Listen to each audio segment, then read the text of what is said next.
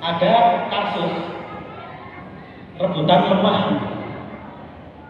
rebutan tanahnya sengketa antara orang Yahudi dan orang Muslim, Bapak Ibu, di daerah namanya Fustot. Fustot itu sekarang kota Kairo, kan gitu. Wah ternyata, gitu, karena Islam lebih banyak di sana, gitu. Di zamannya Amr bin As, Islam tersebar, gitu. Akhirnya, gitu, tadi orang Yahudi sama orang Muslim bersengketa tentang tanah. Sebenarnya itu tanahnya orang Yahudi, Pak. Oh ini siapa yang mau mendamaikan ini orang ini? Langsung lapor ke khalifah, langsung datang ke khalifah ketika itu. Ternyata Bapak, Khalifah Umar bin Khattab mengatakan, ya, wahai Muslim, ini bukan tanahmu, jelas-jelas. Meskipun kamu mayoritas, kamu nggak boleh seenaknya saja. Itu pertikaian antara Muslim dan Yahudi. Kemudian apa yang terjadi Bapak Ibu? Oke. Ketika itu orang Yahudi tadi sangat kagum terhadap keadilan Umar bin Khattab. Kemudian ya sudah, saya itu punya tanah banyak. Ini tanah yang sengketa ini memang mepet dengan masjid. Saya serahkan saja kepada umat Islam, gak apa-apa. Saya kagum dengan keadilan orang Islam. Nah, ketika itu hebat sekali Umar bin Khattab itu. Orang Muslim disalahkan, dia orang salah, kan dia disalahkan. Nah, akhirnya Yahudi dimenangkan. Orang Yahudi tadi mengatakan, oh ini udah, ya, tanah saya enggak untuk ini saja, ya, karena ini jalannya mepet masjid, ya sudah, saya berikan saja, nggak usah sengketa. Jadi ya, damai ketika itu. Nah, ketika itu orang Yahudi kagum dengan apa? Dengan keadilan Umar bin Khattab dalam memutuskan sengketa.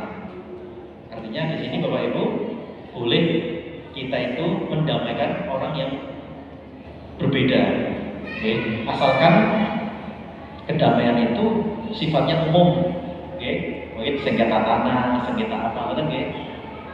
Tapi dalam masalah ibadah, ya kita tidak bisa cawe-cawe, tidak bisa mencampuri, langsung didukung waliyatin, okay? Nah, seperti itu. Oh ya, ada seorang yang murtad, ya, atau nopo, ya, dia sudah pasti murtad, ya, sudah nggak mau diajak Islam lagi, ya sudah, oke, sudah pilihannya, ya, kita tidak boleh memaksa. La ikraha fid din, ya, kata bayana rusdu minal ghoi. Jadi boleh kita itu mendamaikan orang yang berbeda agama juga boleh. Tapi ya, kalau itu seorang Muslim, ya itu lebih berhak dan lebih layak untuk kita damaikan. Seperti itu Bapak Ibu. Masya Allah, ini luar biasa. Kemudian di dalam permainan itu apakah boleh berbohong? Nah ini ya, main ngapusi kan gitu. Ada wasit, ada mengadil biasanya kalau dalam permainan itu. Yang boleh itu adalah taktik. Nah, taktik itu boleh. Tapi kalau ngapusi boleh. Tapi kalau berbohong, nah itu ada hakimnya biasanya.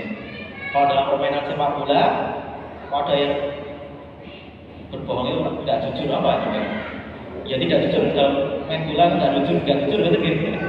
Kayak kemarin dihukum seumur hidup nendang dada pemain, ada Liga 4, okay? Dihukum seumur hidup Pak. Itu kan buatan baru, okay? Saya kira curang juga, lah. Karena apa? Melukai keras, okay? Nah, itu hakim dan namanya melihat, oh ternyata dihukum dengan hukuman seumur hidup, larangan bermain, luar biasa kayak. Nah makanya kalau taktik boleh, okay? Tapi kalau curang, nah ini nggak boleh kayaknya, karena ada hakimnya, ada ininya. Tapi kalau dalam Islam, okay, sebuah permainan itu ya harus serius. Karena kata Allah, dunia ini hanya permainan Bapak Ibu. Kalau kita tidak serius dalam permainan ini, kita kalah di dunia.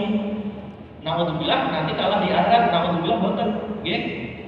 mudah-mudahan menang dunia dan menang akhirat. Tapi kalau kita nggak serius, kata Allah Subhanahu Wa Taala, Inna mahadihil hayatid dunya ilallah wa la'ib. Dunia ini hanya permainan. Filosofi permainan ini kalau kita itu nggak serius, kalau kita nggak tenanan dalam permainan ini di dunia ini, ya kita kalah. Kita lemes mulai, maaf. Oke, harusnya kita rajin. Mungkin buka usaha itu rajin. Kalau kita rajin, ya orang juga akan respect. Toko kita buka lebih awal, banyak orang yang beli, kan daripada buka nyunamun saat video buka kapan, kan Masya Allah. Nih kalau orang mau sarapan, mau jam berapa beliau mau makan, kan kita lebih rajin, ya menang, lebih cerdas, lebih rajin, strateginya ada, dan tentu saja akidahnya yang bisa benar. Karena banyak seperti yang tidak benar akidahnya, pakai pelaris dan sebagainya, naudzubillahimin. Nah, seperti itu ya. Dua lagi monggo dari ibu atau dari bapak-bapak boleh? Monggo, Mas Edi. Saya masalah murtad tadi dalam penerapan la ikraha fiddin, orang yang murtad memang tidak ada hukumannya ya. Pokoknya silahkan saja Anda murtad begitu. Artinya tidak ada hukuman berupa apa gitu, tidak ada sama sekali. Berarti hanya soal warisan aja mungkin ya, atau gimana? Orang yang murtad gitu. Nah, Pak. Jadi murtad itu di dalam terminologi sejarah Islam itu memang ada hukumannya dulu, Pak. Kalau dia itu murtad, kemudian dia itu menjadi kompor, mengkompori orang untuk murtad, nah ini ada hukumannya. Ya, ada hukumannya. Tapi kalau dia itu memang murtad di zaman sekarang itu memang bukan ada hukumannya, karena kita bukan negara yang menerapkan syariat Islam seperti. Tapi kalau namanya di Saudi Arabia, kemudian di mana ada yang pakai hukum Islam, itu ada hukumannya. Yang terkait hukumannya itu diserahkan pada hakim. Ya. Mungkin ya di penjara, mungkin yang lain sebagainya. Tapi kalau di Indonesia memang nggak ada hukumannya, Pak. Nggak ada hukumannya. Tapi kalau di sejarah Islam ada hukumannya. Nanti tadi penerapannya la ikraha fiddin pun nggak ada paksaan dalam agama, nggak kan? Kalau nggak ada paksaan dalam agama, orang itu murtad pun bagaimana kita menghukum orang tersebut? Ya, jadi berarti la ikraha fiddin berarti nggak ada paksaan untuk orang masuk Islam. Ya, tapi kalau dia bukan Islam, pertanyaannya apakah kita kewajiban untuk mengajak? Jelas, kewajiban kita hanya mengajak, ya, mengenai keputusan, ya, beliaulah yang memutuskan dengan dirinya sendiri seperti itu. Murtad malah gitu boleh mawar asalkan jangan meninggal dalam keadaan murtad. Jangan meninggal dalam keadaan kafir, ya. Jangan sampai kita meninggal dalam keadaan tidak Islam. Yang penting kita meninggal dalam keadaan muslimah, ya, insya Allah. Tapi kalau naudzubillah murtad, yang takutnya itu kalau murtad muslim, takutnya pas murtad meninggal. Nah, seperti itu. Seperti yang terjadi di zamannya Abdah bin Abdul Rahim. Itu hafal Quran, tapi murtad. Kenapa? Karena kecantol wanita yang berambut pirang namanya. Di antara ibu-ibu kan ada rambutnya pirang, maksud saya dulu, perang, dia hafal 30 juz. Kemudian kok dia melihat ada orang Romawi wanita cantik, kemudian dia masuk agama tersebut. Akhirnya murtad. Begitu bertemu lagi dengan seorang muslim, orang muslim tadi ngajak Islam, ayo Islam lagi. Loh, kamu tuh hafid 30 juz, kamu 30 juz hafid. Sekarang apa yang kamu hafal? Sisa hafid-hafidmu itu apa? Terus jawabannya ada dua. Hanya ada 2 ayat yang saya hafal, yang masih tersisa. dari 30 juz saya Pak. Oh, kenapa? Iya. Seandainya orang-orang musyrik itu muslim, itu yang tersisa. Seandainya orang-orang kafir itu muslim, itu yang tersisa. Masya Allah, itu kan pas banget dalam dirinya kan. Seandainya orang-orang musyrik, seandainya orang-orang kafir itu muslim, itu yang tersisa dari 30 juz yang saya hafal. Ya, naudzubillah. Sebab itu perlu istiqomah dalam agama ini. Kadang orang hijrah, hafid itu, makanya ya, waktu suatu ketika dia goncang jiwanya, mungkin karena ujian, mungkin karena iming-iming apa, bisa berubah agama. Oke, nah tadi kayak tadi ceritanya Abdullah bin Abdul Rahim tadi, ya seorang hafid 30 juz, ya. Oke. Tadi satu lagi sebelum kita akhiri, monggo Ibu.